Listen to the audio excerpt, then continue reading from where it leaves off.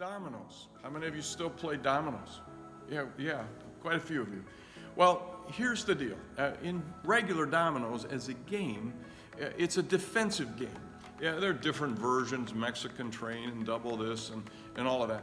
But your strategies may be a little bit different. But basically, you're trying to defend your turf and get other people to not be able to play their dominoes and go out. It's a fun game. But I want to talk about dominoes from another perspective. It's also something maybe a little more common in our culture. They're not used as a game, but there are these designers. Have you seen these? You can go on YouTube or wherever. These designers who make up these incredible displays of dominoes. I mean, they'll take a big room and they will set up thousands of dominoes. It may take them hours, may take them days to do this. And all through that room, they've got potential flowers that are going to appear. They've got, ramps that go up and back down. They've got, balls that drop, and so many things. They're getting more and more incredible as these designers work on them. I can't imagine how much patience it takes. Because you know the result, if you've seen these, that somewhere along the way, someone is going to tip over one domino. It's going to start the whole thing. And these dominoes are going to start hitting each other, right? And go, and it may take a few seconds. In some cases, in the really big ones, it takes several minutes for this whole display to just come alive. It's so cool. The flowers pop up and the balls drop or roll down another incline, and they'll hit some other set of dominoes, and they just keep going and going and going until finally the whole thing goes stop.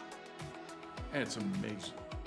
I want you to think about that. I'm going to give you some strategies and some ideas before we're done, and some places where you might actually tip over that domino, and we're going to see what could possibly happen.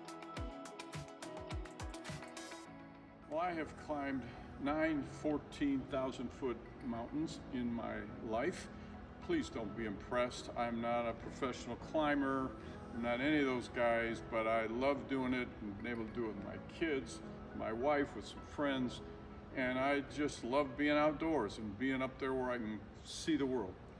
However, one of the best parts of doing that is the lessons that I learned, that the team I was with learned, about life, about how to overcome mountains that we face all the time in our lives.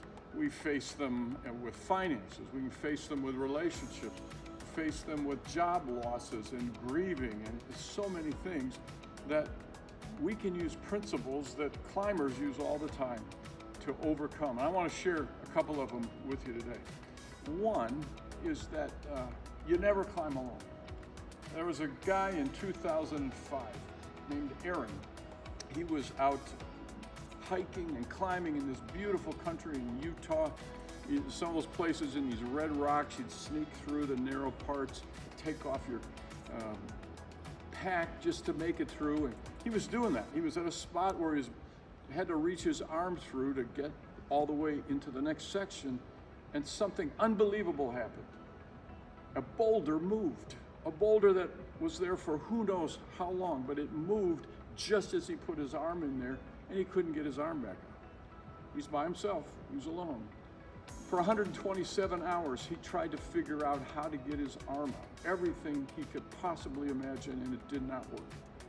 He finally decided, some of you will remember this story, he finally decided he's going to cut off his forearm, and he could get out.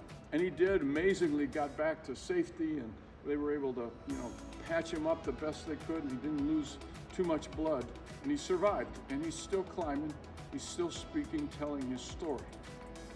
I don't know if this is true or not, but I have a hunch that if Aaron were not by himself, that there was a much better chance, at least, that he could have gotten out, that he could have saved his arm. You see, climbing alone is so foolish, and it's especially true when we're going through our hard times.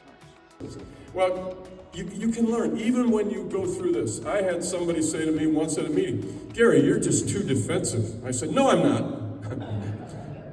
They were right.